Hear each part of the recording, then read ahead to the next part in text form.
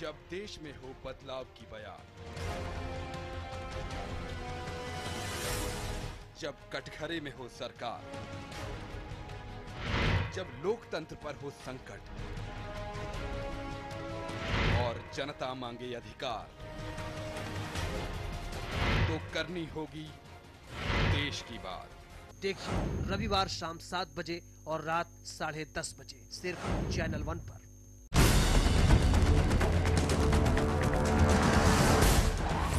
UP के 75 जिलों का पूरा हाल,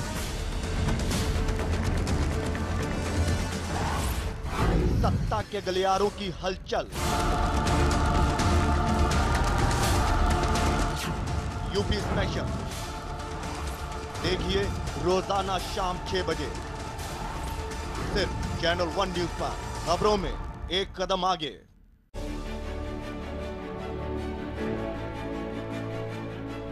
देश के हर राज्य की हर छोटी बड़ी खबरों का लेखा जोखा, खबर प्रदेश,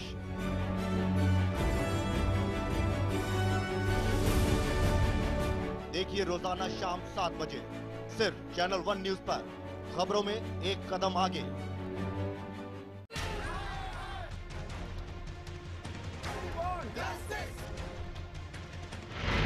जब देश में हो बदलाव की बयार, जब कटघरे में हो सरकार, जब लोकतंत्र पर हो संकट और जनता मांगे अधिकार, तो करनी होगी देश की बात। देखिए रविवार शाम 7 बजे और रात 10:30 बजे सिर्फ चैनल 1 पर।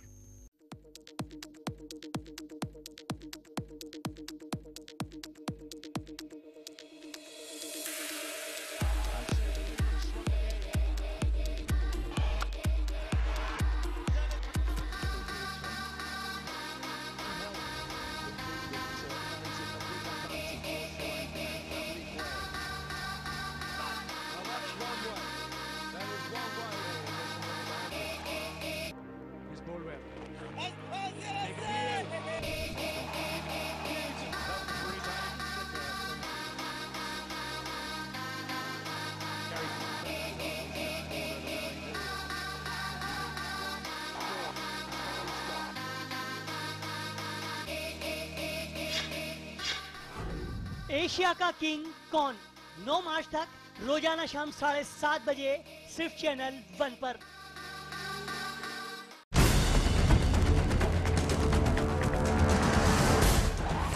यूपी के 75 जिलों का पूरा हाल,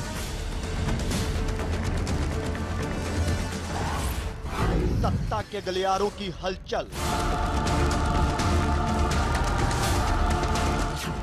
यूपी स्पेशल देखिए रोजाना शाम 6 बजे सिर्फ चैनल 1 न्यूज पर। खबरों में एक कदम आगे।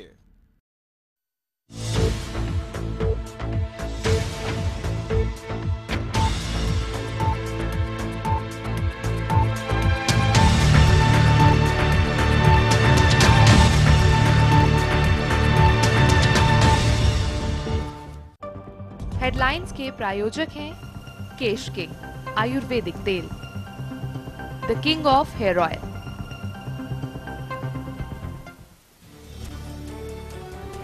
गुजरात में केजरीवाल को रोकने पर दिल्ली और लखनऊ में बवाल। बीजेपी ऑफिस के बाहर आम आदमी पार्टी और बीजेपी कार्यकर्ताओं में पथराव। पुलिस ने किया लाठीचार्ज और वाटर कैनन का इस्तेमाल। आरजेडी और कांग्रेस के बीच गठबंधन पर बनी बात। कांग्रेस को मिली 12 सीटें, आरजेडी 27 और एनसीपी 1 सीट पर लड़ेगी चुनाव। सूत्रों के हवाले से खबर। 2014 लोकसभा चुनाव की तारीखों का हुआ ऐलान। 9 चरणों में किए जाएंगे चुनाव। 7 अप्रैल से 12 मई के बीच होंगे मतदान। 16 मई को होगी मतगणना। आज से चुनाव आचार संहिता लागू। उपहार सिनेमा अग्निकांड मामले में अंसल बंधुओं को बड़ा झटका। सुप्रीम कोर्ट ने भी माना अंसल बंधुओं को दोषी, कहा बरकरार रहेगी सजा। और फिर दिखी सपा कार्यकर्ताओं की दबंगई। समाजवादी पार्टी की साइकिल रैली में टोल कर्मचारियों से मारपीट। टोल प्रशासन ने जारी किया सीसीटीवी फुटेज।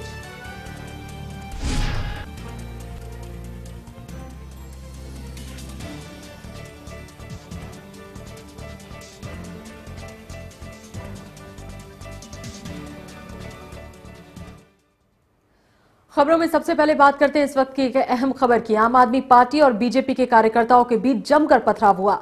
दरअसल आम आदमी पार्टी जिस दौरे पर निकली है, बड़ी तादाद में वहां कार्यकर्ता भी मौजूद हैं और दोनों की जो पार्टियां हैं उनके कार्यकर्ता आपस में एक दूसरे से भिड़ते हुए नजर आए। आम आदमी पार्टी का बीजेपी कार्यालय के बाहर हंगामा चल ही रहा था कि बीजेपी कार्यकर्ताओं ने पलटवार करते हुए पत्थरबाजी शुरू कर दी। इसके बाद हालात इस कदर बिगड़ गए कि दोनों ही पार्टी के कार्यकर्ता आपस में भिड़ते हुए नजर आए।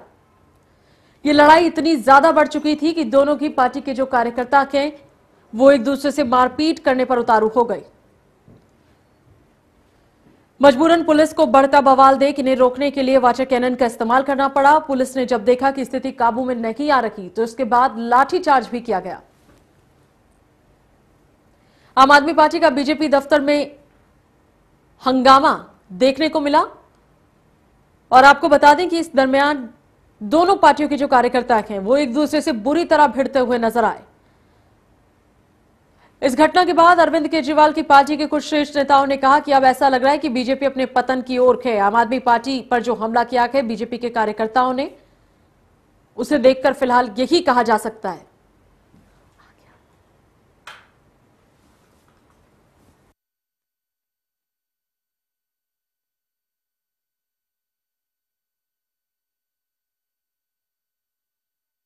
कार्यकर्ताओं के बीच झड़प देखने को मिली। जिस तरीके से कार्यकर्ता एक दूसरे से लड़ते हुए नजर आए उससे राजनीतिक शिष्टाचार की धज्जियां उड़ती हुई दिखी। चुनाव से पहले का ये माहौल अपने आप में कई सवाल खड़े कर रहा है। क्या राजनीतिक दलों की सहनशीलता एक दूसरे के प्रति खत्म हो चुकी है? जिस वक्त दिल्ली के रोड पर बीजेपी और कांग्रेस के कार्यकर्ता एक दूसरे पर आरोप प्रत्यारोप लगा रहे थे,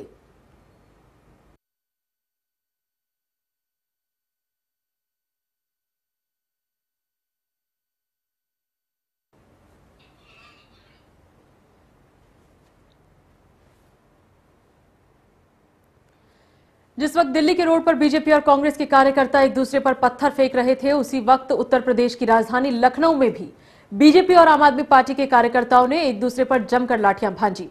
लखनऊ बीजेपी दफ्तर के सामने प्रदर्शन कर रखे आप कार्यकर्ताओं पर बीजेपी कार्यकर्ताओं ने जमकर लाठियां चलाई। दोनों तरफ से झड़प होती रही और कई घंटों तक ये नजारा यूं ही चलता रहा। आते जाते लोग तमाशबीन बने ये सब कुछ देख रहे थे।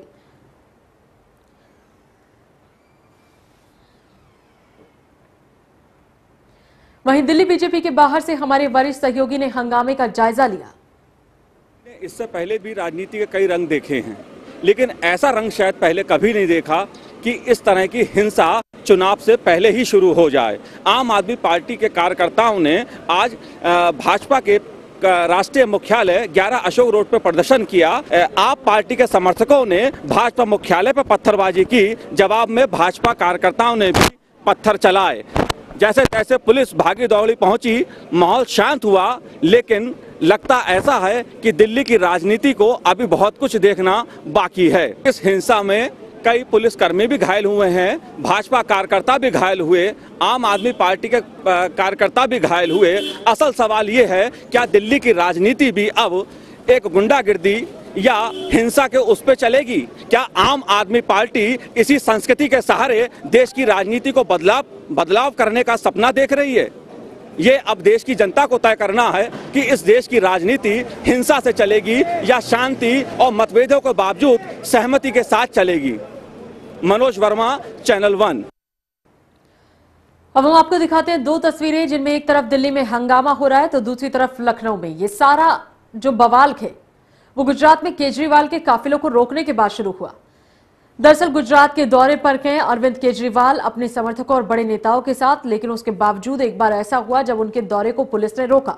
इसका विरोध शुरू हो गया दूसरे प्रदेशों में भी आम आदमी पार्टी के कार्यकर्ता इस घटना के बाद इतने ज्यादा गुस्से में नजर आए कि वो कई बार दूसरी पार्टियों के कार्यकर्ता से उलझते हुए नजर आए। केजरीवाल को गुजरात में क्या रोका गया? दिल्ली से लखनऊ तक हंगामा ही हंगामा नजर आया। दिल्ली और लखनऊ की ये दो तस्वीरें हिंसक झड़प होती हुई दिखी। दो बड़ी पार्टियों में बीजेपी और आम आदमी पार्टी, जो अक्सर राजनीतिक शिष्टाचार की बातें करती हैं, सुशासन की बातें करती हैं, बेहतर स्वच्छ साफ सुथरी राजनीति की बातें करती है, उन्हीं दो पार्टी के कार्यकर्ताओं की ये तस्वीरें। इन दिनों बिहार में भी राजनीतिक पारा अपने चरम पर है। सूत्रों की माने तो बिहार में आरजेडी और कांग्रेस की चुनावी गठबंधन पर मोहर लग गई और अब बस इसकी औपचारिक ऐलान होना इसका बाकी रह गया है। सूत्रों की माने तो बिहार में 40 सीटों में से कांग्रेस 12, आरजेडी 27 और एक सीट एनसीपी के लिए है, जिस पर वो अपना कैंडिडेट उतार सकेगी। हालांकि सूत्रों के मुताबिक कांग्रेस उपाध्यक्ष राहुल आरजेडी से गठबंधन के खिलाफ थे, लेकिन पार्टी के सामने आरजेडी के साथ जाने के अलावा कोई चारा नहीं बचा था।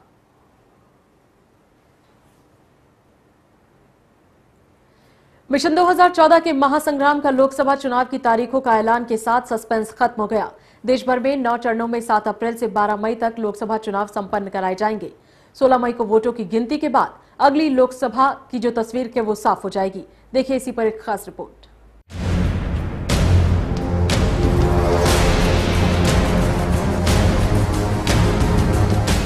मिशन 2014 के महासंग्राम का बज गया बिगुल। 9 चरणों में होंगे लोकसभा चुनाव। दिल्ली में हुई चुनाव आयोग की प्रेस कॉन्फ्रेंस में मुख्य चुनाव आयुक्त वीएस संपत ने तारीखों और तैयारियों का ऐलान कर दिया है। आगामी लोकसभा चुनावों के लिहाज से मतदान अप्रैल के दूसरे सप्ताह से शुरू होंगे। 9 चरण में होने वाली ये चुनाव अब तक के सबसे लंबी अवधि के चुनाव होंगे, क्योंकि 2009 के लोकसभा चुनाव 16 अप्रैल से 13 मई के बीच 5 चरणों में हुए थे। संपत ने कहा कि लोकसभा चुनाव के साथ 3 राज्यों आंध्र प्रदेश, ओडिशा और सिक्किम में विधानसभा चुनाव भी होंगे। लोकसभा चुनावों की तारीखों का ऐलान होने के साथ ही आचार संहिता भी लागू हो गई है। 7 अप्रैल पहला चरण, 9 अप्रैल दूसरा चरण, 10 अप्रैल तीसरा चरण, 12 अप्रैल चौथा चरण, 17 अप्रैल पांचवा चरण, 24 अप्रैल छठा चरण, 30 अप्रैल सातवां चरण, 7 मई आठवां चरण, 12 मई 9वां चरण, 16 मई मतगणना। पहले दौर में 2 राज्यों में चुनाव होंगे और दूसरे दौर में 5 राज्यों में चुनाव होंगे। दिल्ली 10 अप्रैल, यूपी 10 अप्रैल, 17 अप्रैल, 24 अप्रैल, 30 अप्रैल, 7 और 12 मई। बिहार 10 अप्रैल, 17 अप्रैल, 24 अप्रैल, 30 अप्रैल। राजस्थान में 17 और 24 अप्रैल। वहीं पंजाब में 30 अप्रैल, कर्नाटक में 17 अप्रैल, सिक्किम की बात करें तो 12 अप्रैल, भोपाल में 9 अप्रैल, गोवा में 17 अप्रैल, मिजोरम 9 अप्रैल, पश्चिम बंगाल में 30 अप्रैल, 7 मई और 12 मई, चंडीगढ़ में 10 अप्रैल, महाराष्ट्र में 10 अप्रैल, 17 अप्रैल, 24 अप्रैल। वहीं ओडिशा की बात करें तो 10 अप्रैल और 17 अप्रैल। तमिलनाडु की बात करें तो 30 अप्रैल, वहीं गुजरात में 30 अप्रैल, मणिपुर 9 अप्रैल और 17 अप्रैल, त्रिपुरा में 7 अप्रैल और 12 अप्रैल। चुनाव आयोग के लोकसभा चुनावों की तारीख के ऐलान के बाद इस चुनाव में क्या रखेगा खास? नोटा विकल्प इस बार से लागू होगा।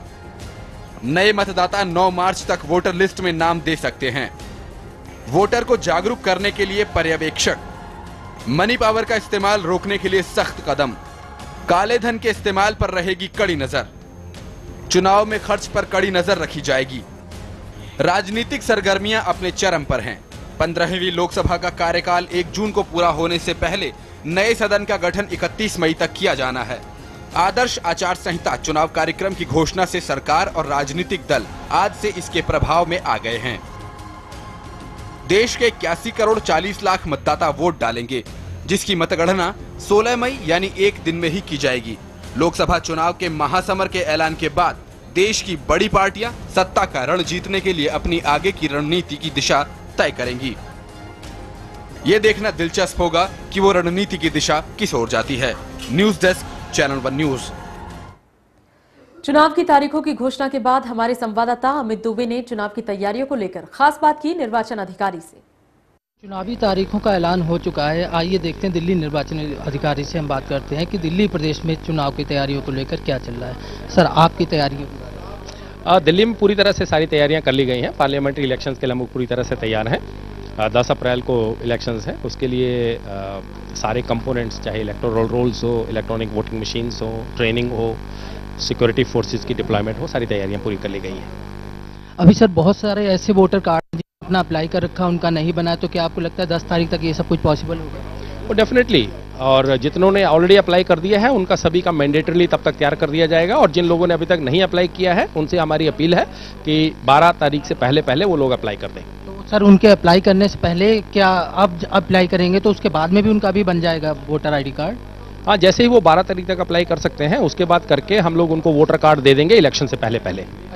और सर, कितनी मिलिट्री फोर्स या इस टाइप की फोर्सेज यहाँ पे मंगवा रहे हैं आप उस टाइप? देखिए, वो अभी कैलकुलेशन चल रही है एंड उसके अप्रोप्रिएट स्ट्रेंथ जो है वो दिल्ली को अवेलेबल करवाई जाएगी। ये थे हमारे साथ में निर्वाचन अधिकारी, जिनका साफ कहना है कि जिन लोगों ने वोटर ID कार्ड अभी तक नहीं बनवाया है वो आगे भी अप्लाई कर सकते हैं और आगे भी वोटर ID कार्ड बनते रहेंगे। कैमरामैन राजू के साथ अमित दुबे, चैनल 1 दिल्ली। वहीं हमारे संवाददाता अमित दुबे ने चुनाव की तारीखों की घोषणा के बाद जनता से भी चुनावी मुद्दों पर खास बात की। चुनावी बिगुल बज चुका है और इस बिगुल के बजने के साथ ही आचार संहिता भी लागू हो गई है। आइए हम जनता से जानने की कोशिश करते हैं कि जनता इसको लेकर कितनी तैयार है और आने वाली सरकार और चुनाव से उन्हें क्या उम्मीदें हैं। मेरा नाम हरिशंकर शर्मा है और चुनाव होना भी चाहिए और विकास भी होना चाहिए और युवा वर्ग को नौकरी और या रोजगार मिलना जरूरी है, जिससे कि क्या नाम है आगे विकास हो। रोजगार ही नहीं होगा तो विकास क्या होगा। चुनाव दोबारा होना चाहिए। मैं ये कहता हूँ चुनाव भारी बहुमत से हो और बहुत ही बढ़िया तरीके से बीजेपी आए और दोबारा विकास ये जो हो रहा है ये दोबारा हो। उम्मीद बीजेपी की सरकार आनी चाहिए। चुनाव दोबारा से हो, लेकिन जो भी सरकार आए वो अपना कार्य अच्छे से करे और सड़कें और परिवहन का बहुत ढंग से होना चाहिए। हाँ, अभी जो चुनाव हो उसमें सरकार को अच्छी अच्छी चीजें लानी चाहिए सामने, रोड अच्छी बने, जो भी ये क्राइम हो रहे हैं सब पे ध्यान देना चाहिए उनको, और पुलिस वालों को भी सही से अपने काम करने चाहिए। उन्हीं के ज्यादा इशू आते हैं आजकल। तो सिर्फ मोदी को ही क्यों करें? हाँ, मोदी को इसलिए कराए कि मोदी में कुछ देख रहे हैं लोग, विकास का एजेंडा। कांग्रेस को इतना टाइम देखा है, अब मोदी को भी एब्सोल्यूट मेजॉरिटी देनी चाहिए ना, देखना चाहिए उसको। वो उसकी इच्छा है कुछ करने की तो करने देना चाहिए उसको। क्यों अपोज करते हैं लोग बात? नहीं करना चाहिए। जनता को आने वाले चुनाव से उम्मीदें हैं कि सरकार अच्छा काम करे और करप्शन और घोटाले जिस तरह से अभी तक हो रहे थे इन पे ब्रेक लगे। कैमरामैन राजू चौहान के साथ अमित दुबे, चैनल 1 दिल्ली। लोकसभा चुनाव के ऐलान के बाद राजनीतिक दलों की बयानबाजी भी शुरू हो गई है। बीजेपी के प्रवक्ता रविशंकर प्रसाद ने कांग्रेस पर जुबानी तीर चलाए। इसी के साथ उन्होंने कांग्रेस के खिलाफ मोर्चा खोल दिया और कहा कि बीजेपी भ्रष्टाचार के मुद्दों को लेकर आम चुनाव में उतर रही है। हमारा स्पष्ट मानना है कि आने वाला चुनाव होगा बेरोजगारी पर, महंगाई पर, विकास के अभाव पर, भयंकर भ्रष्टाचार पर। हमें लगता था कि चुनाव की घोषणा आते आते शायद भ्रष्टाचार की श्रृंखला में कुछ कमी आएगी, लेकिन कांग्रेस पार्टी तो कमाल कर रही है कि चुनाव की तिथि होने तक भ्रष्टाचार की नई नई खबरें आ रही हैं। तो भ्रष्टाचार बहुत बड़ा मुद्दा बनेगा।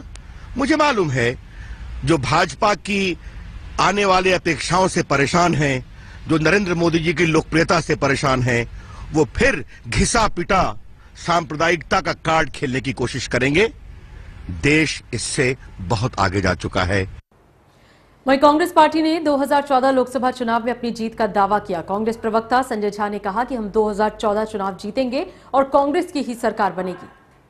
Very, very confident that the UPA led by the Congress party will come back after the elections are over. We are very confident of a good performance and a victory in the elections of 2014. वहीं Congress party के नेताओं ने BJP और नरेंद्र मोदी पर हमला बोलते हुए कहा कि बीजेपी के ज्यादातर दल यूपी में दंगों पर राजनीति करते रखे। उन्होंने ये भी कहा कि मुजफ्फरनगर दंगों पर क्यों कुछ नहीं बोलते हैं नरेंद्र मोदी। अमित, जो कि एक दागी हैं, उन्हें यूपी की कमान सौंप रखी है, जो बताती है कि बीजेपी का जो मापदंड है वो दोहराक है, चरित्र दोहराक है और दो चेहरे वाली पार्टी है। उत्तर प्रदेश में मुजफ्फरनगर में दंगा हुआ। भाजपा के जो प्रधानमंत्री के जो उम्मीदवार हैं उन्होंने आज तक एक शब्द नहीं बोला है। हमें ये समझ में नहीं आ रहा है कि वो चुप क्यों है। उत्तर प्रदेश में कुछ राजनीतिक दल सांप्रदायिक राजनीति कर रहे हैं, ये कोई नई बात नहीं है। वहां पर ढेर सारे दंगे हुए हैं। वहां पर इस वक्त अमित शाह जैसे व्यक्ति जिनको सुप्रीम कोर्ट ने उनको जेल भेजा था, वो वहां पर उनके कैंपेन इन चीफ है। ये किस तरीके का एक संदेश जा रहा है। और मैं समझता हूं कि जो भी इस चुनाव में विकास हो या भ्रष्टाचार हो, एक बहुत बड़ा मुद्दा जो होगा वो सांप्रदायिक राजनीति को होगा। ये सच्चाई है। इसी के साथ फिलहाल वक्त एक छोटे से ब्रेक का।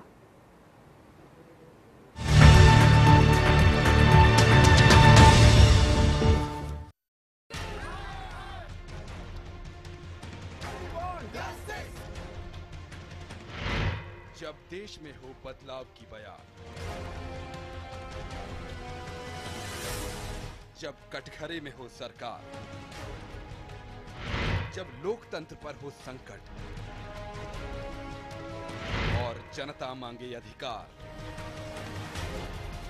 तो करनी होगी देश की बात। देखिए रविवार शाम 7 बजे और रात 10:30 बजे सिर्फ चैनल 1 पर।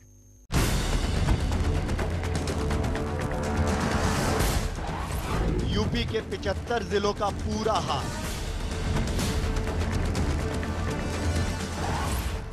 सत्ता के गलियारों की हलचल,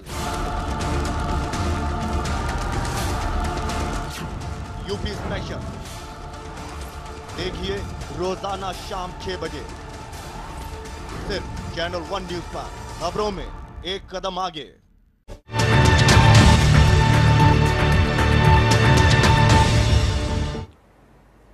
ब्रेक के बाद एक बार फिर आप सभी का बहुत बहुत स्वागत। बीजेपी नेता मीनाक्षी लेखी से लोकसभा चुनाव तैयारियों को लेकर हमारे संवाददाता ने क्या कुछ बात की, सुनिए इस बातचीत के कुछ खास अंश।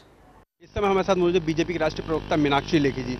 लेखी जी, जिस तरीके से आज चुनाव की घोषणा हो चुकी है, चुनाव की तैयारी हो चुकी है, आप बीजेपी किस तरीके से देखते हैं चुनाव की तैयारियों को लेकर? भारतीय जनता पार्टी की पूरी तैयारी है और हमारा जो कार्यकर्ताओं का बेस है वो बहुत स्ट्रांग है और सब लोग सेल्फ मोटिवेटेड लोग हैं और कब से काम में लगे हुए हैं, तो हमें उसमें कोई परेशानी नहीं दिखाई देती, बल्कि बेहतर चुनाव हो और 10 करोड़ जो नए मतदाता जुड़े हैं उन पर भी बेहतर तरीके से काम हो। बीजेपी ने युवाओं के लिए क्या कुछ नया बना, क्या कोई स्ट्रेटेजी बना रखी है युवाओं के लिए? कोई स्ट्रैटेजी जो है वो देश की स्ट्रैटेजी है और युवा देश से कोई भिन्न नहीं है। और युवाओं के जो मसले हैं वो सबसे बड़ा मसला जो है वो रोजगार से लेकर देश को एक श्रेष्ठ भारत निर्माण में उनके योगदान का है और उसके लिए भारतीय जनता पार्टी लगातार कार्यरत है। राहुल गांधी ने एक बयान दिया कि कांग्रेस की तरफ बीजेपी खुद एकल पार्टी हो गई है, क्या कहना चाहेंगे इस पूरे मामले में? नहीं, मैं सिर्फ ये कहना चाहूंगी कि राहुल जी का पालन पोषण एक ऐसी पार्टी में हुआ है जो कि एक परिवारवाद के नाते आगे चलती है और परिवार के फैसलों को पार्टी पर थोपा जाता है। तो लोकतांत्रिक प्रक्रिया किसको कहते हैं, जिससे निर्णय लिए जाते हैं, या लोकतांत्रिक प्रक्रिया के तहत लोकतांत्रिक पार्टी कैसे काम करती है, उनको शायद उस कार्य प्रणाली का ज्ञान कम है। तो या तो किताबें पढ़ें या भारतीय जनता पार्टी ज्वाइन करें। बीजेपी से आडवाणी जी ने उसको सहमति दे दी कि आडवाणी जी ने उसको कोई सहमति नहीं दी और इस वक्तव्य को लेकर जो है श्रीमान राजनाथ सिंह जी जो कि पार्टी के अध्यक्ष हैं, उनके जो है उनका बयान आ चुका है। उसके बाद मेरा कहना कुछ बनता नहीं है। तो इतने मीनाक्षी जी ने कहा कि अब राहुल गांधी को भी बीजेपी ज्वाइन कर लेनी चाहिए। कैमरा पर्सन संदीप चपराना के साथ अपने सहयोगी अजित मिश्रा के साथ रामानुज भट्ट। वहीं युवाओं की बात करने वाली आम आदमी पार्टी नेता अलका लांबा से खास बात की हमारी संवाददाता प्रीत किरण ने। मेरे साथ अलका लांबा है, आम आदमी पार्टी की सदस्य है, नेता है, युवा राजनीति से जुड़ी हुई है बहुत समय से। युवाओं को देखते हुए क्या स्टैंड है आपका, किस तरीके की राजनीति होनी चाहिए युवाओं के साथ में, क्यों नहीं आ रहे हैं मतलब युवा जो है निकल करके राजनीति में? जी, मुझे नहीं लगता नहीं आ रहे हैं। 2009 से लेकर 2014 का जो चुनाव है इसमें 10 करोड़ जो है वो नए मतदाता बने हैं, जो काफी हद तक मुझे ऐसा लगता है कि ये 10 करोड़ में सबसे अधिक अगर है तो वो युवा मतदाता ही है, जिसने अपने आप को 2009 से लेकर 2014 में मतदाता बना है और बहुत से युवा, मैं अभी देख रही हूँ, उत्साहित है जब से इलेक्शन कमीशन ने सुबह ये घोषणा की कि 9 मार्च रविवार का दिन है और जिस दिन आपको लगता है कि वोटर लिस्ट जो 1 जनवरी 2014 तक की बनी हुई है उसमें आपका नाम नहीं है, तो बहुत लोगों के मुझे भी कॉल आए कि मैं 18 अभी पूरा किया है और मेरा वोट नहीं बना है, तो हम लोग उनको बता रहे हैं कि 9 मार्च का एक तारीख है जब आप जाकर, तो मुझे लग रहा है युवा बहुत उत्साहित है। निराशा अभी तक राजनीतिक दलों को लेकर, उनके तौर तरीकों को लेकर बिल्कुल थी, क्योंकि अभी पता लगा कि 2009 में कितना हमारा 71 करोड़ के करीब हमारा मतदाता था, जिसने जो वोट करने सिर्फ 24 करोड़ के करीब जो है वो मतदान किया। 50 करोड़ के करीब लोग निकले नहीं घरों से अभी तक का जो है, तो मुझे लगता है कि 50 करोड़ से ऊपर का मतदाता जो 2009 के चुनावों में वोट करने नहीं आया और प्लस 10 करोड़ जो अभी बड़ा है, मुझे लगता है इसको मिला दे तो 60 करोड़ ऐसा मतदाता है जो इस बार उम्मीद करती हूं, क्योंकि आम आदमी पार्टी जैसी एक पार्टी अब नया एक विकल्प के तौर पर लोगों के बीच में है और नन ऑफ द अबव एक ऑप्शन जो दिया गया है कि आप घर मत बैठिए, आप बाहर आइए। अगर आप नकार भी रहे हैं उम्मीदवारों को तो आप नन ऑफ अबव का ऑप्शन है, पर मुझे लगता है आम आदमी पार्टी को लेकर एक नए विकल्प के तौर पर जिस तरह से देखा जा रहा है और बीजेपी कांग्रेस के बाद आम आदमी पार्टी तीसरी ऐसा दल होने वाला है जो सबसे ज्यादा उम्मीदवार अपने मैदान में उतारने जा रहे हैं। 4 करोड़ वोटर ऐसे हैं जो पहली बार जो है इस बार वोट करेंगे, इसके अलावा 65% वोटर ऐसा जो 35 की आयु से कम है। ऐसे में क्या स्ट्रेटजी है पार्टी की युवाओं को लुभाने के लिए, या फिर उनके लिए स्पेशली ऐसा क्या ऑफर किया जा रहा है कि वो आकर वोट करें? देखिए, उनको हमें शामिल करना होगा। अभी तक राजनीतिक दलों ने जो है टिकटों का देने का जो तौर तरीका था कि युवाओं को बहुत कम मौके दिए जाते थे या परिवार से जो युवा आया उसी को, लेकिन आम आदमी पार्टी की अगर आप बात कर रहे हैं कि युवाओं को कैसे जो है सिर्फ हमें वोट लेने के लिए नहीं लुभाना, हम लोगों की कोशिश है कि ज्यादा से ज्यादा टिकटें जो है वो युवाओं को ही दी जाए और युवाओं को जो है शामिल कर लिया जाए कि किस तरीके का भारत, किस तरीके का आप कार्यक्रम और किस तरह की नीतियां आप देखना चाहते हैं जो इस बड़े देश को बदलाव की तरफ ले जा सकती है, सकारात्मक बदलाव की तरफ। तो बहुत ज्यादा युवाओं को आप देखेंगे कम से कम आम आदमी पार्टी से चुनाव लड़ते हुए, जो पहली बार युवा ऐसा है जो लड़ेगा इस बार चुनाव। तो साफ तौर पर अलका लांबा जी को यही कहना है कि विश्व की नजर है युवाओं के वोट पे, किस तरीके के वोट स्ट्रेटेजी अपनाएगा हिंदुस्तान, इस पे विश्व निगाह रखेगा और युवा जो है इस बार काफी महत्व रखते हैं आम चुनाव में। कैमरा पर्सन इमैनुअल के साथ प्रीत किरण सिंह, चैनल 1 न्यूज, दिल्ली। 1997 के उपहार सिनेमा अग्निकांड मामले में अंसल बंधुओं को बड़ा झटका लगा। सुप्रीम कोर्ट ने भी बंधुओं को इस हादसे के लिए दोषी माना। बुधवार को सुनवाई के दौरान कोर्ट ने गोपाल और सुशील अंसल को दोषी मानते हुए कहा कि अंसल बंधुओं की दिलचस्पी सिनेमाघर की सुरक्षा की बजाय ज्यादा पैसा कमाने में थी, इसी वजह से इतना भयानक हादसा हुआ। कोर्ट ने कहा कि अंसल बंधुओं ने कानून को नजरअंदाज किया, जिसकी वजह से लोगों की जान गई। आपको बता दें कि 13 जून 1997 को सिनेमा हॉल में बॉर्डर का शो चल रहा था। शाम 5:10 पर सिनेमा हॉल में लगे एक ट्रांसफार्मर में ब्लास्ट के बाद आग लग गई। उस समय सिनेमा में क्षमता से ज्यादा लोग मौजूद थे। इस हादसे में कई लोगों की मौत हो गई और तकरीबन 103 लोग जख्मी भी हो गए थे। इसी के साथ इस बुलेटिन में फिलहाल बस इतना ही। आप देखते रहिए चैनल 1 न्यूज।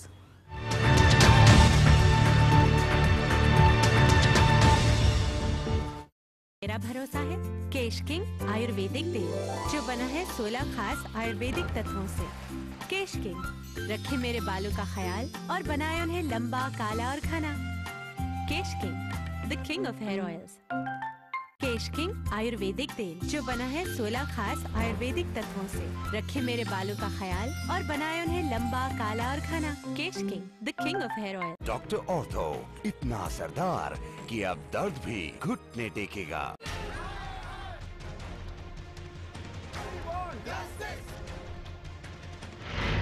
जब देश में हो बदलाव की बयान,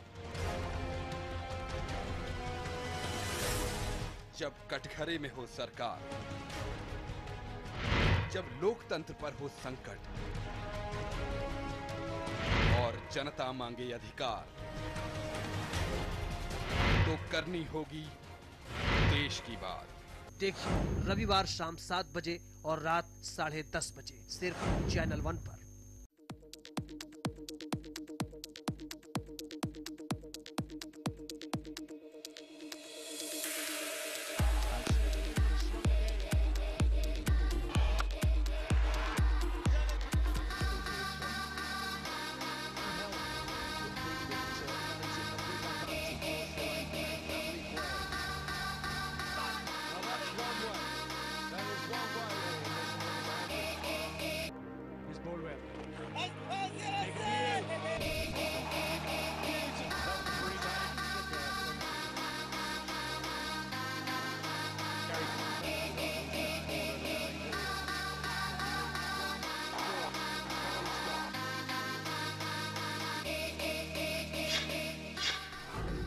एशिया का किंग कौन?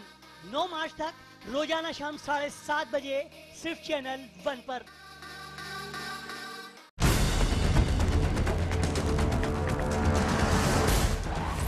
यूपी के 75 जिलों का पूरा हाल,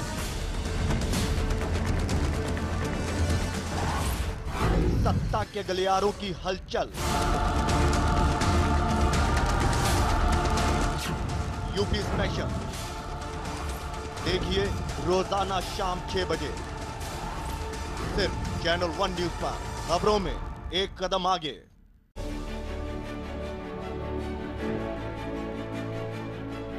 देश के हर राज्य की हर छोटी बड़ी खबरों का लेखा जोखा, खबर प्रदेश,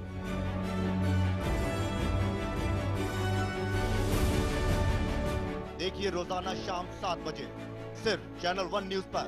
खबरों में एक कदम आगे।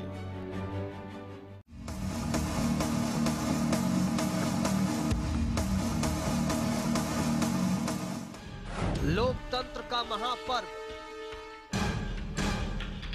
नेताओं का इम्तिहान, जनता मांगेगी वोट का हिसाब। कौन होगा हिट, कौन होगा फ्लॉप? देखिए 14 का चक्रव्यूह हर शनिवार रात 8 बजे और रविवार सुबह 10:30 बजे सिर्फ चैनल 1 न्यूज पर।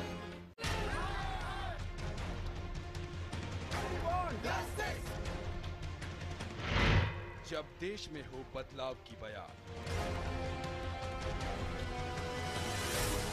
जब कटघरे में हो सरकार, जब लोकतंत्र पर हो संकट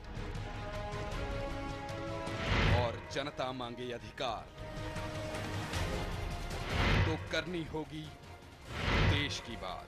देखिए रविवार शाम 7 बजे और रात 10:30 बजे सिर्फ चैनल 1 पर।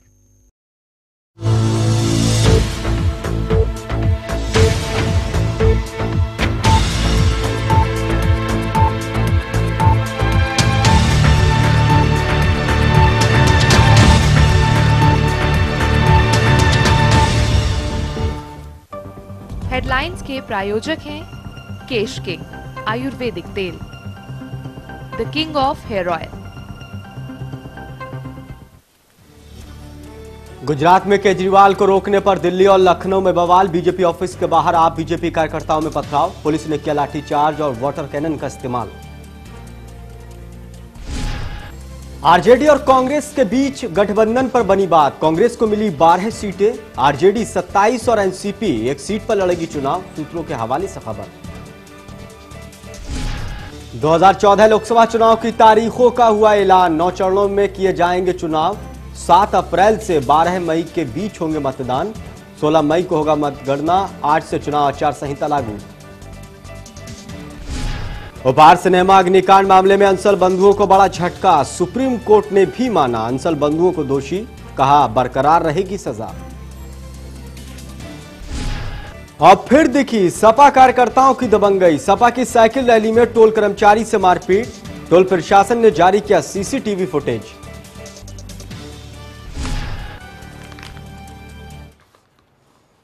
नमस्कार, मैं आसिफ खान, चैनल 1 न्यूज में आपका स्वागत है। गुजरात में आप संयोजक अरविंद केजरीवाल को थाने में बिठाए जाने का असर दिल्ली में देखने को मिला। केजरीवाल को रोके जाने के विरोध में आम आदमी पार्टी के कार्यकर्ताओं ने दिल्ली में बीजेपी मुख्यालय के बाहर जमकर बवाल काटा।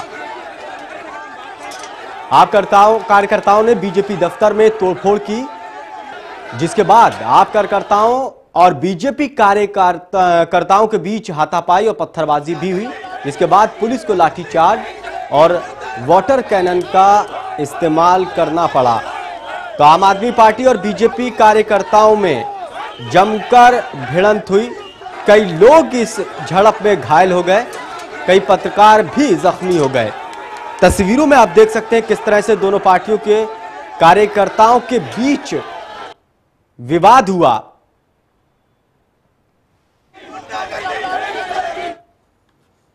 जिस वक्त दिल्ली के अशोक रोड पर बीजेपी और कांग्रेस के कार्यकर्ता एक दूसरे पर पत्थर फेंक रहे थे, उसी वक्त उत्तर प्रदेश की राजधानी लखनऊ में भी बीजेपी और आप कार्यकर्ताओं ने एक दूसरे पर जमकर लाठियां भांजी।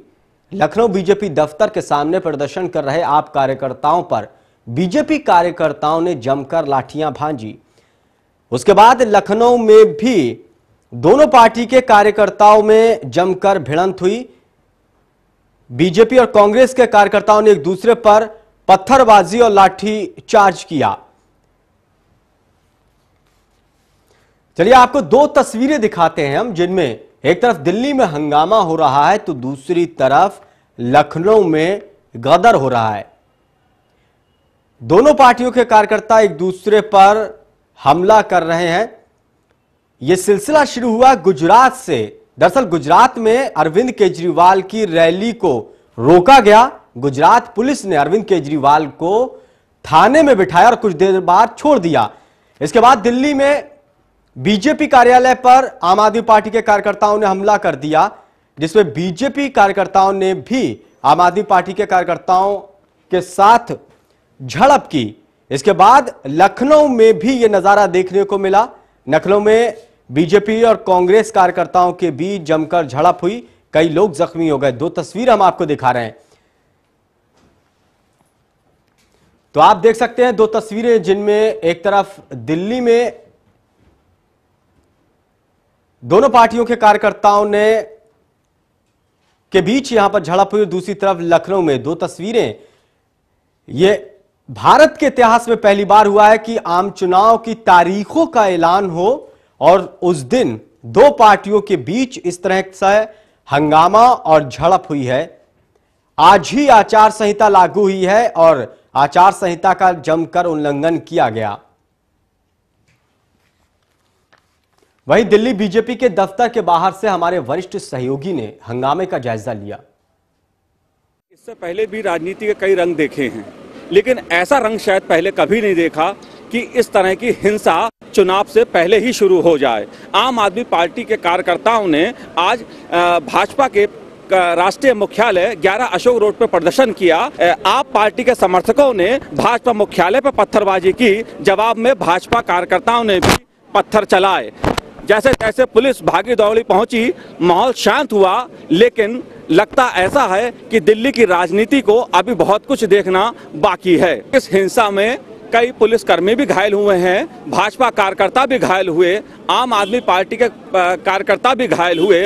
असल सवाल ये है, क्या दिल्ली की राजनीति भी अब एक गुंडागिर्दी या हिंसा के उस पे चलेगी? क्या आम आदमी पार्टी इसी संस्कृति के सहारे देश की राजनीति को बदलाव करने का सपना देख रही है? ये अब देश की जनता को तय करना है कि इस देश की राजनीति हिंसा से चलेगी या शांति और मतभेदों के बावजूद सहमति के साथ चलेगी। मनोज वर्मा, चैनल 1। वही आम आदमी पार्टी की नेता शाजिया आलमी ने केजरीवाल को हिरासत में लिए जाने को मोदी के दिल में डर करार दिया। डर है, नरेंद्र मोदी का डर है अरविंद केजरीवाल को देखकर। राहुल गांधी भी तो कर रहे हैं औरंगाबाद में सभा, वो तो नहीं रोकी गई, लेकिन अरविंद केजरीवाल जब रैली लेके जा रहे हैं तो उसे रोका जा रहा है।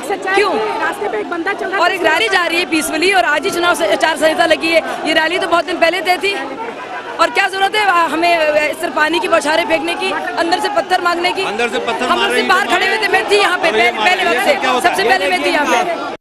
वही इस मसले पर दिल्ली पुलिस के डीसीपी SBS त्यागी का क्या कुछ कहना है, वो भी सुनिए। अरविंद केजरीवाल साहब को वहाँ पुलिस ने रोका था जिस किसी वजह से, तो उसके विरोध में आपके कार्यकर्ता सडनली यहाँ आ गए। जो ही हमें इतला मिली हम लोग भी पहुँचे, हम लोग का जो भी अवेलेबल फोर्स था उसको लेके। कई इनिशियली ये लोग 40-50 आदमी थे। 40-50 जब भाजपा कार्यालय आ गए तो नारेबाजी करने लगे, anti Bhajpa anti Modi slogan raise करने लगे।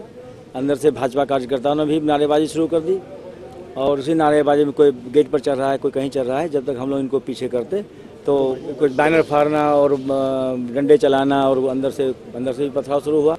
तो हम लोग का रीइंफोर्समेंट पहुंचा, हमने उनको पुश किया, उनको भी पुश किया, भाजपा कार्यकर्ताओं को भी, आप कार्यकर्ताओं को भी। और पुश करने के चक्कर में जब पुश नहीं हो रहे थे तो हमने वाटर कैनन का इस्तेमाल किया उनको डिस्पर्स करने के लिए। वाटर कैनन का इस्तेमाल करके डिस्पर्स किया, बैरिकेड लग के दोनों को सेक्रेट किया। वहीं बिहार में भी राजनीति चरम पर है। सूत्रों की माने तो बिहार में आरजेडी और कांग्रेस के चुनावी गठबंधन पर मुहर लग गई है और अब बस औपचारिक ऐलान बाकी है। सूत्रों की माने तो बिहार की 40 सीटों में से कांग्रेस 12, आरजेडी 27 और 1 सीट पर एनसीपी अपने उम्मीदवार उतारेगी। हालांकि सूत्रों के मुताबिक कांग्रेस उपाध्यक्ष राहुल गांधी आरजेडी से गठबंधन के खिलाफ थे, लेकिन पार्टी के सामने आरजेडी के साथ आने के अलावा कांग्रेस के सामने दूसरा विकल्प नहीं है।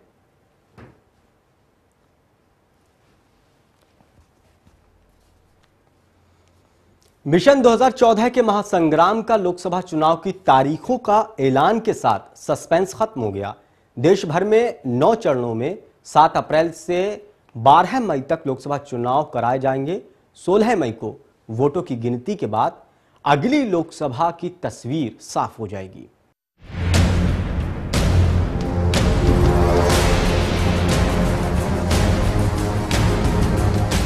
मिशन 2014 के महासंग्राम का बज गया बिगुल। 9 चरणों में होंगे लोकसभा चुनाव। दिल्ली में हुई चुनाव आयोग की प्रेस कॉन्फ्रेंस में मुख्य चुनाव आयुक्त वीएस संपत ने तारीखों और तैयारियों का ऐलान कर दिया है। आगामी लोकसभा चुनावों के लिहाज से मतदान अप्रैल के दूसरे सप्ताह से शुरू होंगे। 9 चरण में होने वाली ये चुनाव अब तक के सबसे लंबी अवधि के चुनाव होंगे, क्योंकि 2009 के लोकसभा चुनाव 16 अप्रैल से 13 मई के बीच 5 चरणों में हुए थे। संपत ने कहा कि लोकसभा चुनाव के साथ 3 राज्यों आंध्र प्रदेश, ओडिशा और सिक्किम में विधानसभा चुनाव भी होंगे। लोकसभा चुनावों की तारीखों का ऐलान होने के साथ ही आचार संहिता भी लागू हो गई है। 7 अप्रैल पहला चरण, 9 अप्रैल दूसरा चरण, 10 अप्रैल तीसरा चरण, 12 अप्रैल चौथा चरण, 17 अप्रैल पांचवा चरण, 24 अप्रैल छठा चरण, 30 अप्रैल सातवां चरण, 7 मई आठवां चरण, 12 मई नौवां चरण, 16 मई मतगणना। पहले दौर में 2 राज्यों में चुनाव होंगे और दूसरे दौर में 5 राज्यों में चुनाव होंगे। दिल्ली 10 अप्रैल, यूपी 10 अप्रैल, 17 अप्रैल, 24 अप्रैल, 30 अप्रैल, 7 और 12 मई। बिहार 10 अप्रैल, 17 अप्रैल, 24 अप्रैल, 30 अप्रैल। राजस्थान में 17 और 24 अप्रैल, वहीं पंजाब में 30 अप्रैल, कर्नाटक में 17 अप्रैल, सिक्किम की बात करें तो 12 अप्रैल, भोपाल में 9 अप्रैल, गोवा में 17 अप्रैल, मिजोरम 9 अप्रैल, पश्चिम बंगाल में 30 अप्रैल, 7 मई और 12 मई, चंडीगढ़ में 10 अप्रैल, महाराष्ट्र में 10 अप्रैल, 17 अप्रैल, 24 अप्रैल। वहीं ओडिशा की बात करें तो 10 अप्रैल और 17 अप्रैल। तमिलनाडु की बात करें तो 30 अप्रैल, वहीं गुजरात में 30 अप्रैल, मणिपुर 9 अप्रैल और 17 अप्रैल, त्रिपुरा में 7 अप्रैल और 12 अप्रैल। चुनाव आयोग के लोकसभा चुनावों की तारीख के ऐलान के बाद इस चुनाव में क्या रखेगा खास? नोटा विकल्प इस बार से लागू होगा। नए मतदाता 9 मार्च तक वोटर लिस्ट में नाम दे सकते हैं। वोटर को जागरूक करने के लिए पर्यवेक्षक, मनी पावर का इस्तेमाल रोकने के लिए सख्त कदम, काले धन के इस्तेमाल पर रहेगी कड़ी नजर। चुनाव में खर्च पर कड़ी नजर रखी जाएगी। राजनीतिक सरगर्मियां अपने चरम पर हैं। 15वीं लोकसभा का कार्यकाल 1 जून को पूरा होने से पहले नए सदन का गठन 31 मई तक किया जाना है। आदर्श आचार संहिता चुनाव कार्यक्रम की घोषणा से सरकार और राजनीतिक दल आज से इसके प्रभाव में आ गए हैं। देश के 81 करोड़ 40 लाख मतदाता वोट डालेंगे, जिसकी मतगणना 16 मई यानी 1 दिन में ही की जाएगी। लोकसभा चुनाव के महासमर के ऐलान के बाद देश की बड़ी पार्टियां सत्ता का रण जीतने के लिए अपनी आगे की रणनीति की दिशा तय करेंगी। ये देखना दिलचस्प होगा कि वो रणनीति की दिशा किस ओर जाती है। News desk, channel 1 news. चुनाव की तारीखों की घोषणा के बाद हमारे संवाददाता अमित दुबे ने चुनाव की तैयारियों को लेकर खास बातचीत की निर्वाचन अधिकारी से। चुनावी तारीखों का ऐलान हो चुका है। आइए देखते हैं दिल्ली निर्वाचन अधिकारी से हम बात करते हैं कि दिल्ली प्रदेश में चुनाव की तैयारियों को लेकर क्या चल रहा है। सर, आपकी तैयारियों? दिल्ली में पूरी तरह से सारी तैयारियां कर ली गई हैं। पार्लियामेंट्री इलेक्शंस के लिए हम पूरी तरह से तैयार हैं। 10 अप्रैल को इलेक्शंस हैं, उसके लिए सारे कंपोनेंट्स, चाहे इलेक्टोरल रोल्स हो, इलेक्ट्रॉनिक वोटिंग मशीन्स हो, ट्रेनिंग हो, सिक्योरिटी फोर्सेस की डिप्लॉयमेंट हो, सारी तैयारियां पूरी कर ली गई हैं। अभी सर बहुत सारे ऐसे वोटर कार्ड अपना अप्लाई कर रखा उनका नहीं बना, तो क्या आपको लगता है 10 तारीख तक ये सब कुछ पॉसिबल होगा? वो डेफिनेटली, और जितनों ने ऑलरेडी अप्लाई कर दिया है उनका सभी का मैंडेटरली तब तक तैयार कर दिया जाएगा, और जिन लोगों ने अभी तक नहीं अप्लाई किया है उनसे हमारी अपील है कि 12 तारीख से पहले वो लोग अप्लाई कर दें। तो सर उनके अप्लाई करने से पहले क्या अब अप्लाई करेंगे तो उसके बाद में भी उनका भी बन जाएगा वोटर ID कार्ड? हाँ, जैसे ही वो 12 तारीख तक अप्लाई कर सकते हैं उसके बाद करके हम लोग उनको वोटर कार्ड दे देंगे इलेक्शन से पहले। और सर कितनी मिलिट्री फोर्स या इस टाइप की फोर्सेज यहाँ पे मंगवा रहे हैं आप उस टाइप? देखिए वो अभी कैलकुलेशन चल रही है एंड उसके अप्रोप्रिएट स्ट्रेंथ जो है वो दिल्ली को अवेलेबल करवाई जाएगी। ये थे हमारे साथ में निर्वाचन अधिकारी जिनका साफ कहना है कि जिन लोगों ने वोटर ID कार्ड अभी तक नहीं बनवाया है वो आगे भी अप्लाई कर सकते हैं और आगे भी वोटर ID कार्ड बनते रहेंगे। कैमरामैन राजू के साथ अमित दुबे, चैनल 1 दिल्ली। वहीं हमारे संवाददाता अमित दुबे ने चुनाव की तारीखों की घोषणा के बाद जनता से चुनावी मुद्दों पर बातचीत की। 16वीं लोकसभा का चुनावी बिगुल बज चुका है और इस बिगुल के बजने के साथ ही आचार संहिता भी लागू हो गई है। आइए हम जनता से जानने की कोशिश करते हैं कि जनता इसको लेकर कितनी तैयार है और उन आने वाली सरकार और चुनाव से उन्हें क्या उम्मीदें हैं। मेरा नाम हरिशंकर शर्मा है और चुनाव होना भी चाहिए और विकास भी होना चाहिए और युवा वर्ग को नौकरी और या रोजगार मिलना जरूरी है, जिससे कि क्या नाम है आगे विकास हो। रोजगार ही नहीं होगा तो विकास क्या होगा।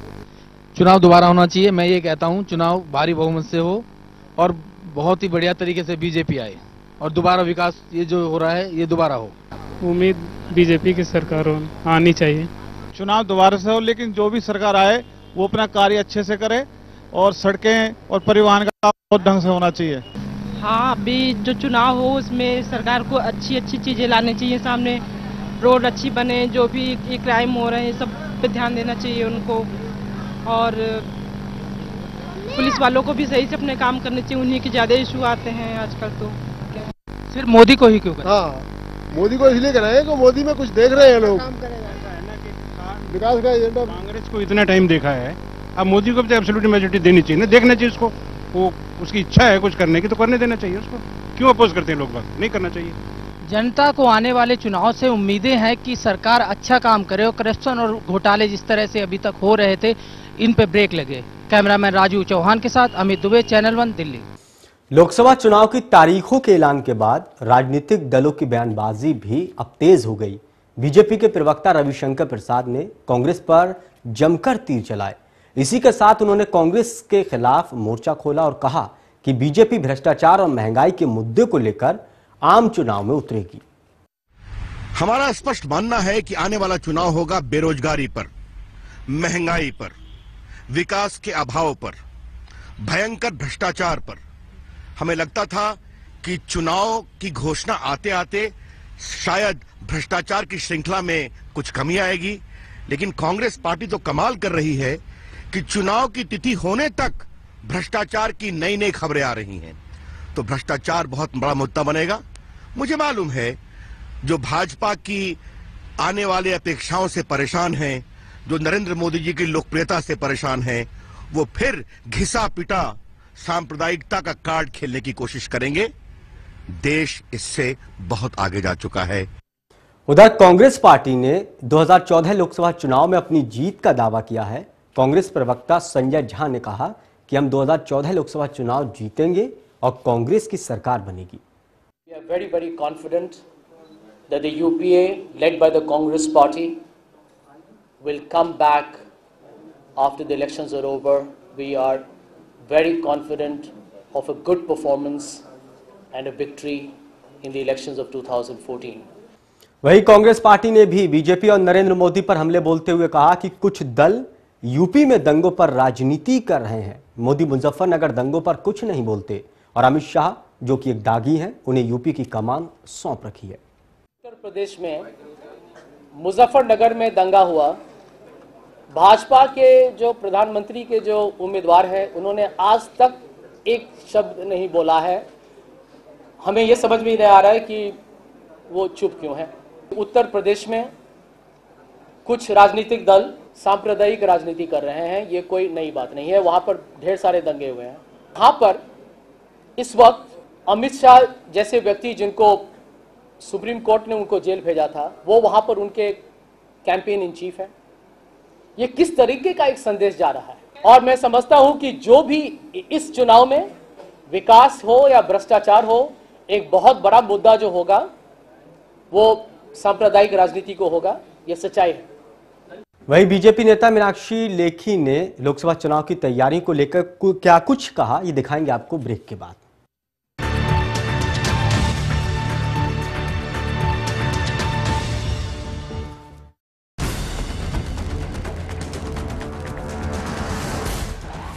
यूपी के 75 जिलों का पूरा हाल, सत्ता के गलियारों की हलचल। यूपी स्पेशल देखिए रोजाना शाम 6 बजे सिर्फ चैनल 1 न्यूज पर। खबरों में एक कदम आगे।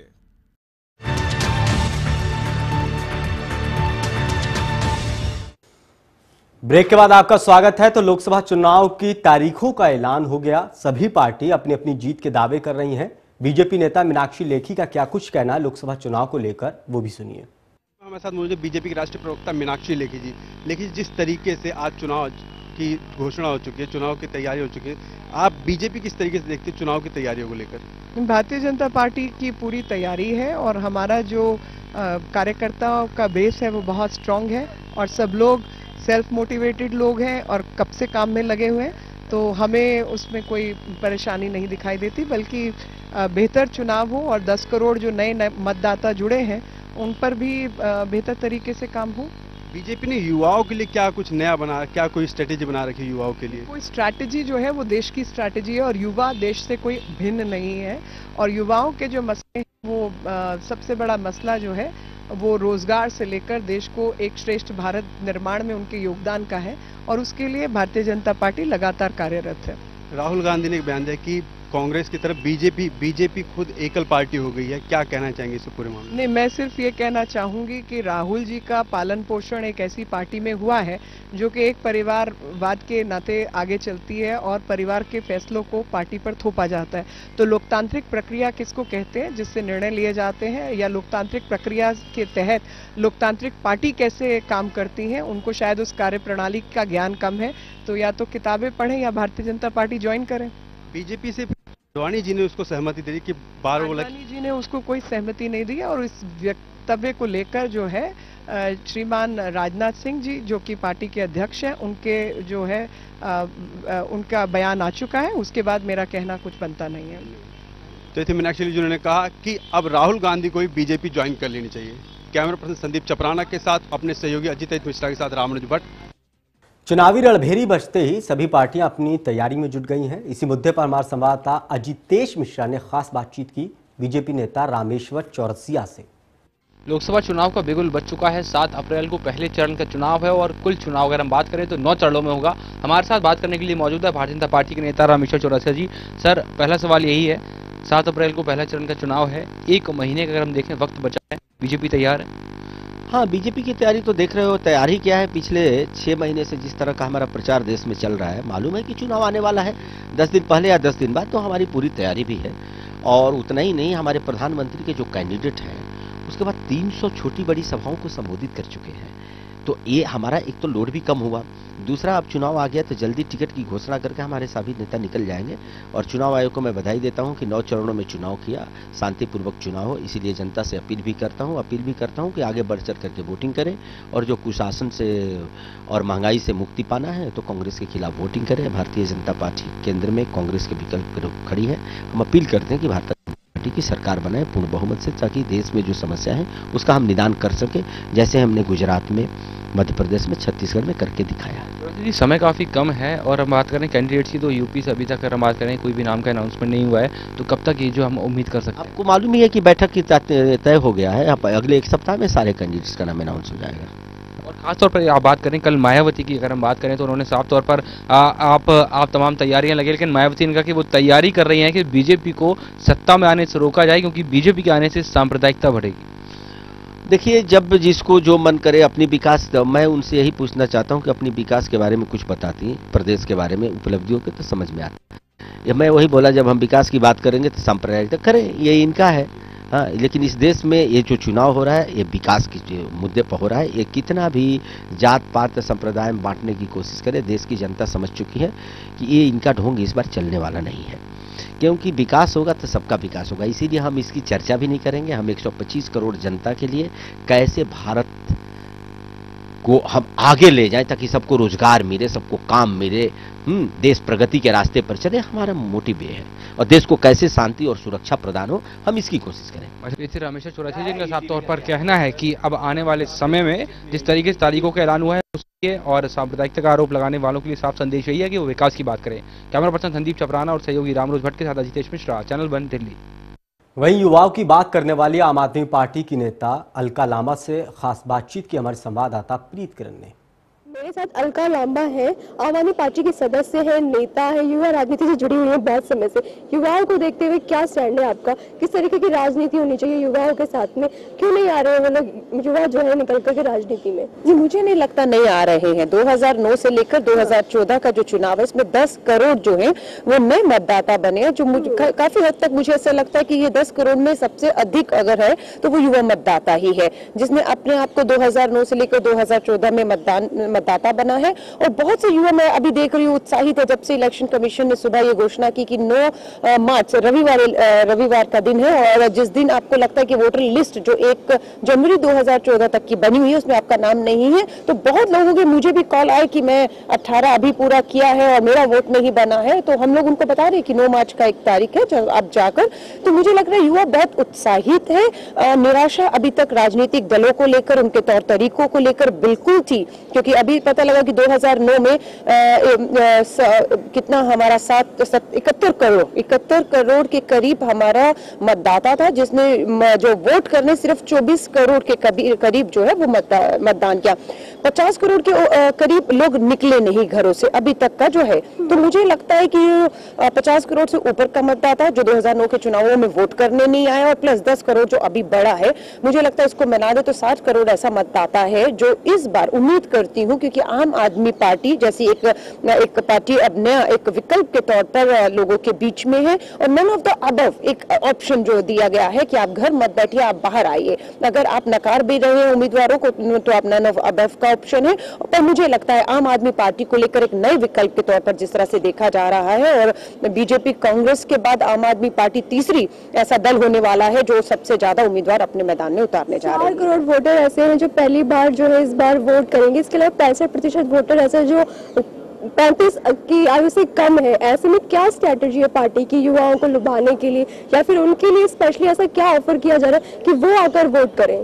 देखिए, उनको हमें शामिल करना होगा। अभी तक राजनीतिक दलों ने जो है टिकटों का देने का जो तौर तरीका था कि युवाओं को बहुत कम मौके दिए जाते थे, या परिवार से जो युवा आया उसी को। लेकिन आम आदमी पार्टी की अगर आप बात कर रहे हैं कि युवाओं को कैसे जो है सिर्फ हमें वोट लेने के लिए नहीं लुभाना, हम लोगों की कोशिश है कि ज्यादा से ज्यादा टिकटें जो है वो युवाओं को ही दी जाए और युवाओं को जो है शामिल कर लिया जाए कि किस तरीके का भारत, किस तरीके का आप कार्यक्रम और किस तरह की नीतियां आप देखना चाहते हैं जो इस बड़े देश को बदलाव की तरफ ले जा सकती है, सकारात्मक बदलाव की तरफ। तो बहुत ज्यादा युवाओं को आप देखेंगे कम से कम आम आदमी पार्टी से चुनाव लड़ते हुए, जो पहली बार युवा ऐसा है जो लड़ेगा इस बार चुनाव। तो साफ तौर पे अलका लांबा जी को यही कहना है कि विश्व की नजर है युवाओं के वोट पे, किस तरीके के वोट स्ट्रेटेजी अपनाएगा हिंदुस्तान, इस पे विश्व निगाह रखेगा और युवा जो है इस बार काफी महत्व रखते हैं आम चुनाव में। कैमरा पर्सन इमैनुअल के साथ प्रीत किरण सिंह, चैनल 1 न्यूज दिल्ली। उधर 1997 के उपहार सिनेमा अग्निकांड मामले में अंसल बंधुओं को बड़ा झटका लगा है। सुप्रीम कोर्ट ने भी अंसल बंधुओं को इस हादसे के लिए दोषी माना है। बुधवार को सुनवाई के दौरान सुप्रीम कोर्ट ने गोपाल और सुशील अंसल को दोषी मानते हुए कहा कि अंसल बंधुओं की दिलचस्पी सिनेमा की सुरक्षा की बजाय पैसा कमाने में ज्यादा थी, इसी वजह से इतना भयानक हादसा हुआ। कोर्ट ने कहा कि अंसल बंधुओं ने कानून को नजरअंदाज किया, जिसकी वजह से लोगों की जान गई। आपको बता दें कि 13 जून 1997 को उपहार सिनेमा हॉल में बॉर्डर फिल्म का शो चल रहा था। शाम 5:10 पर सिनेमा हॉल में लगे एक ट्रांसफार्मर में ब्लास्ट के बाद आग लग गई। उस वक्त सिनेमा हॉल में क्षमता से ज्यादा लोग मौजूद थे। इस हादसे में 59 लोगों की मौत हो गई थी और 103 लोग घायल हो गए थे।